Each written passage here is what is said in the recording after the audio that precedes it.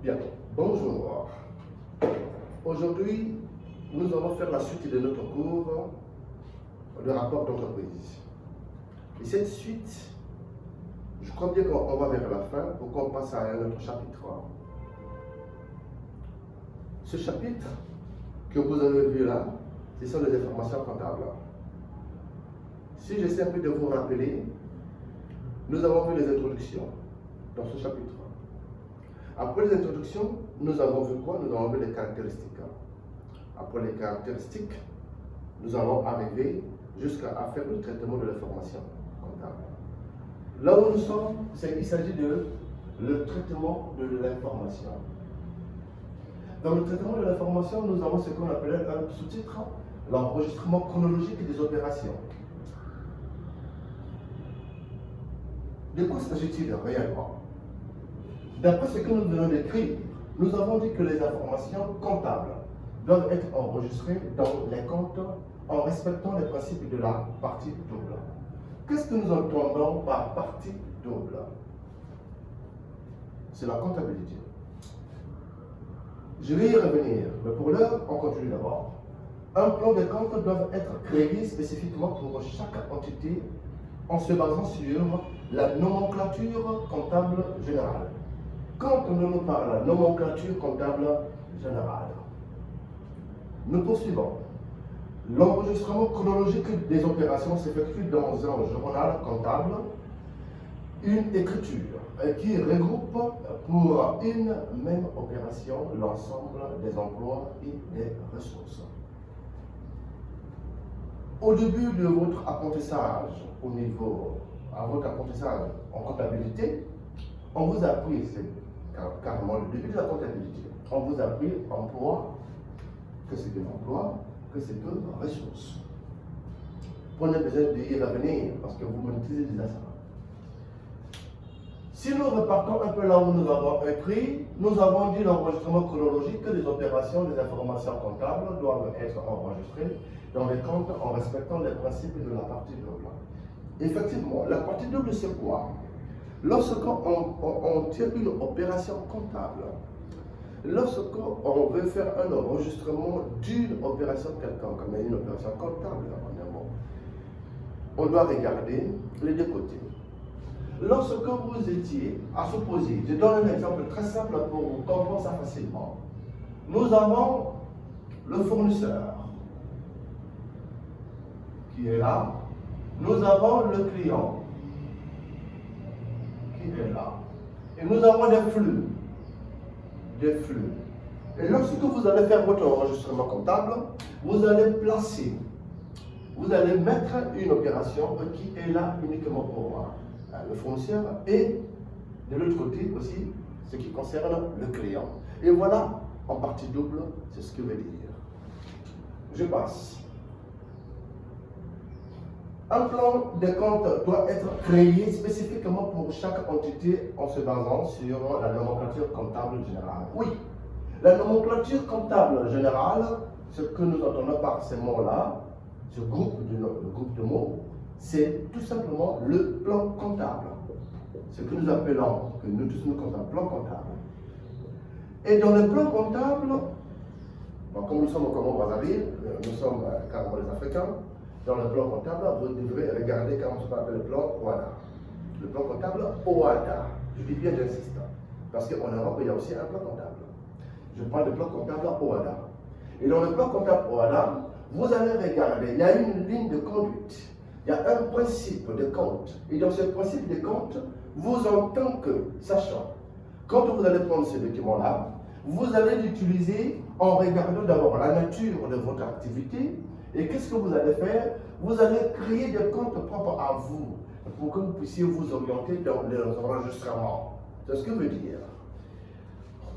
Les enregistrements chronologiques des opérations s'effectuent dans un journal. Oui, lorsqu'on entend parler d'un journal, il y a plusieurs journaux.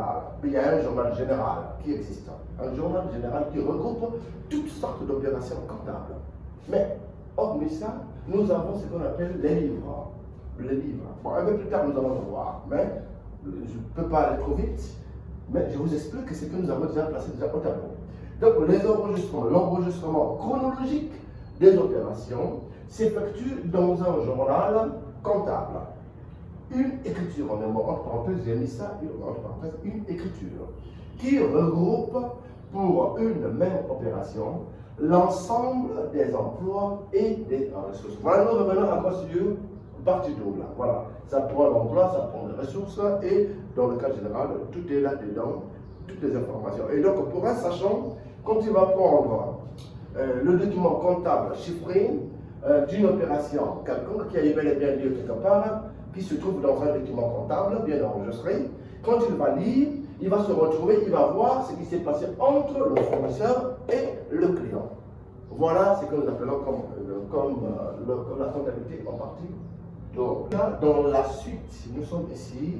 Ce que nous avons écrit, cette partie des écrits là que vous voyez au tableau, c'est la suite de l'enregistrement chronologique des opérations. Parce que dans le traitement de l'information, il y a quand même un peu de sous-titres. Il y a beaucoup de sous-titres quand même. Il y en a un peu, 2 ou 3 comme ça. Mais la suite de l'enregistrement chronologique des opérations, et qui est ici que nous avons écrit, et que nous allons essayer aussi de lire ensemble avec vous. Chaque écriture provoque la mise à jour de chacun des comptes concernés dans le grand livre. Effectivement, tout est lié en comptabilité. Lorsque vous faites le journal, excusez-moi, nous avons le document comptable. Les documents comptables. Nous appelons ça, dans le document comptable, il y a la facture, les documents, des pièces qui justifient effectivement qu'il y a eu des opérations qui a eu bel et bien lieu.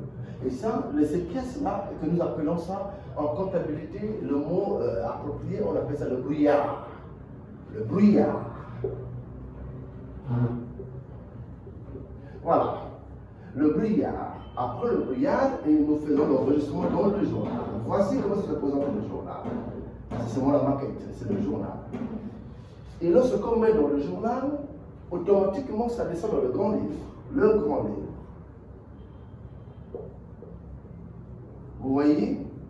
Et quand ça arrive dans le grand livre, il faudrait que cet enregistrement-là, et qu'il y ait une suite au niveau du grand livre. Donc nous sommes dans cette information-là. Chaque écriture provoque la mise à jour. Il faut qu'il y ait la mise à jour. Ici, vous êtes d'être loin, dans le grand livre, il n'y a rien. Ce n'est pas tout à fait normal. Il faut que lorsque vous effectuez n'importe quelle opération qui a un rapport avec la comptabilité que vous tenez, ça doit être enregistré dans le journal. Après le journal, vous placez aussi dans le grand livre. Voilà, c'est automatiquement. Mais ceux qui ont des logiciels, ils voient, il y a une application qui est là. Après l'enregistrement de n'importe quelle pièce, de n'importe quelle opération, ça descend automatiquement. Ça descend automatiquement, ça va jusqu'au document demandé au niveau de la comptabilité. Voilà. Et donc, c'est ce que je viens de dire. Chaque écriture provoque la mise à jour de chacun des comptes concernés. Le grand livre en un mot. Voilà. Les comptes forment dans une base de données qui peut être synthétisée dans un document comptable indispensable aux opérations de contrôle. Donc, balance. Après, c'est le grand livre, nous sommes aussi dans la balance. Vous voyez, c'est une suite. Et cette suite-là, il n'y a pas à dire, il n'y a pas de raison à avancer. Que voilà, lorsque nous tenons une comptabilité au niveau des pièces justifiant carrément les dépenses ou les achats, et lorsque vous allez respecter les principes en partie ou bien dans le journal, vous faites l'enregistrement, et automatiquement ça descend dans le grand livre, vous ne pouvez pas dire que non, la balance n'y est pas. Non, il faut dire toujours que ça descend. Voilà ce qui veut dire ce que nous venons de noter ici. Et donc, ici, nous sommes dans la suite du traitement de l'information. Nous sommes maintenant le petit trait, le deuxième petit trait. Ici, nous avons écrit les comptes de bilan et les comptes de gestion. Bien. Alors, qu'est-ce que nous entendons par compte de bilan et les comptes de gestion? Et voilà ce que nous avons écrit.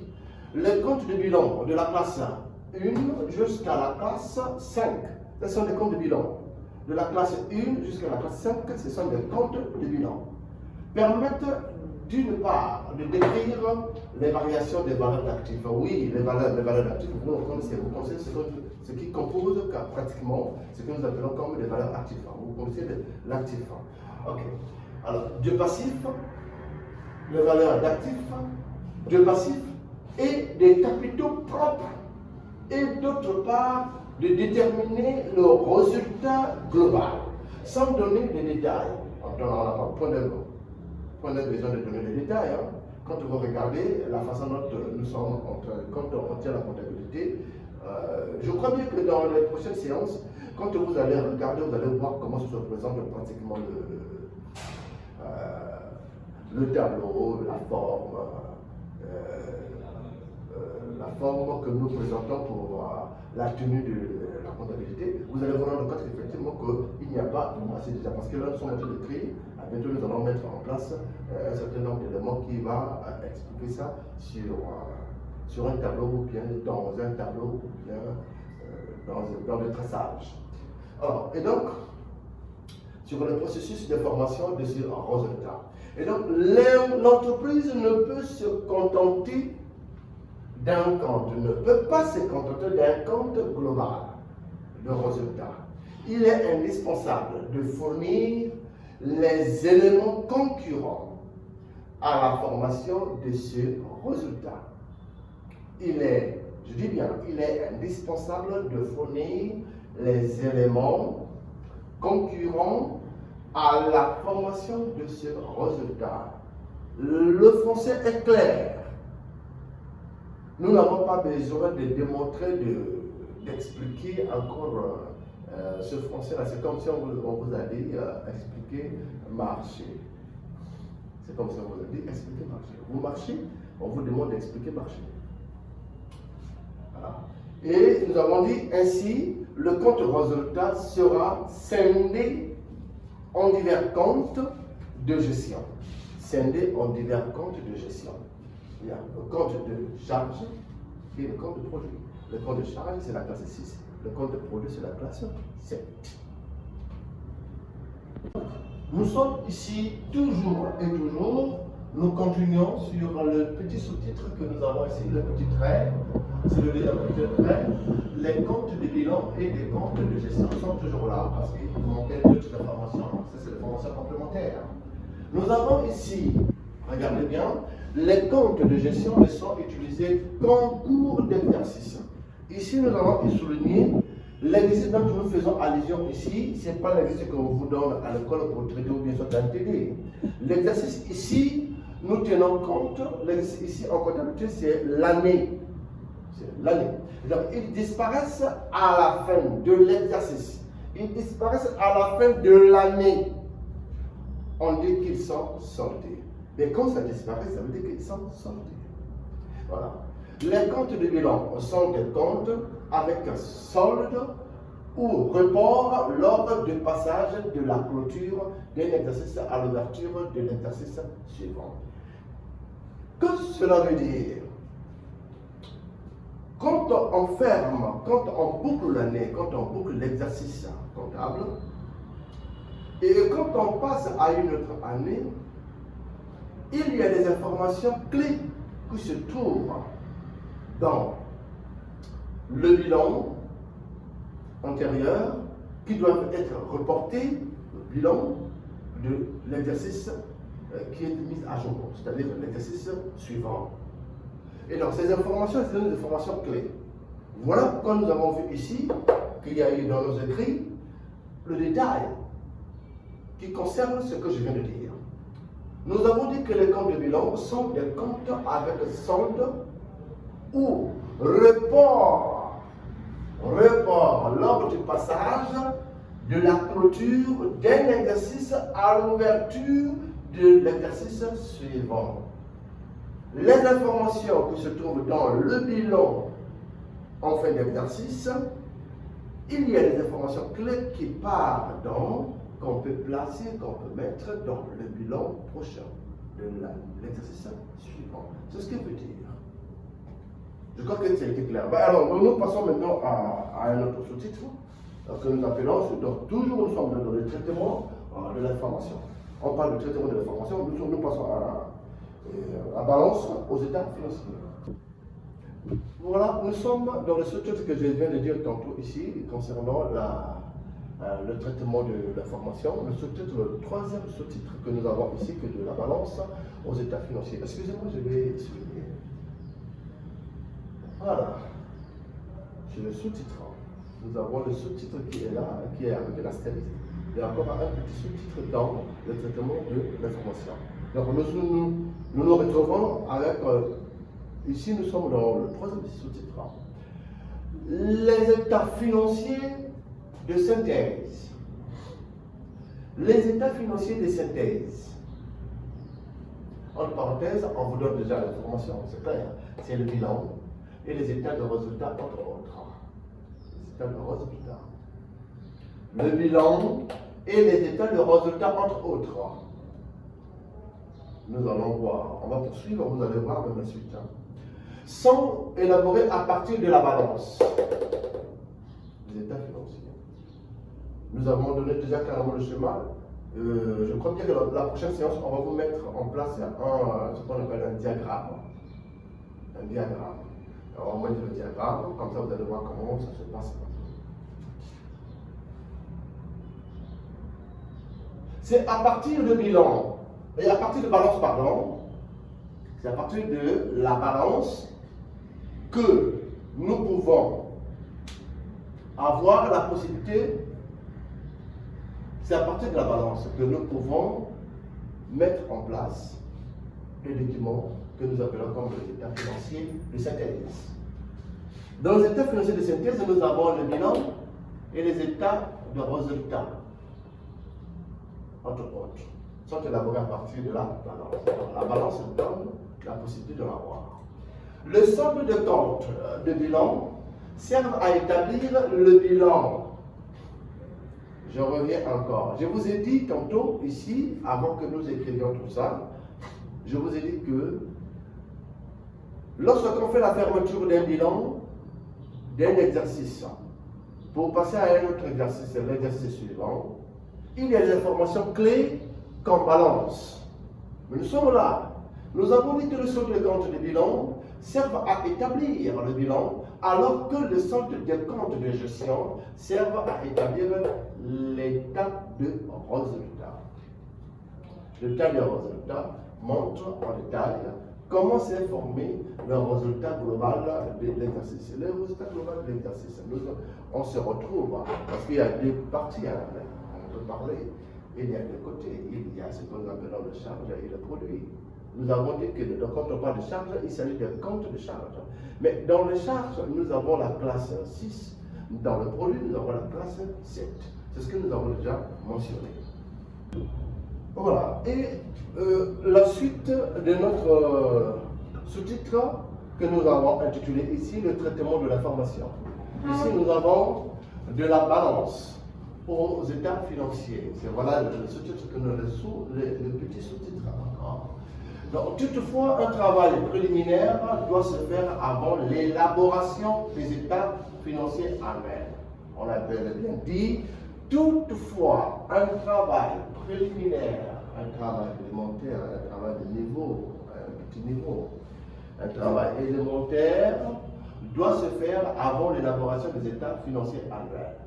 Mais c'est quoi il s'agit de quoi? Il s'agit de la comptabilité de fin d'exercice. La comptabilité de fin d'exercice qui inclut notamment, voilà, lorsqu'on fait la comptabilité de fin d'exercice, il inclut notamment la constatation et la comptabilisation des amortissements et des provisions. Le deuxième petit trait, l'application du principe de séparation des exercices pour certaines charges et certains produits. L'application du principe de séparation des exercices pour certaines charges et certains produits. Et ceci se fera lorsque nous allons faire un étude pratique, que vous allez constater effectivement que nous allons marteler sur tout ça, et pour qu'il y ait carrément une lumière dans tout ça. Alors, le calcul, on fait le petit trait, le calcul et la comptabilisation de l'impôt sur les sociétés. Le calcul et la comptabilisation de l'impôt sur les sociétés.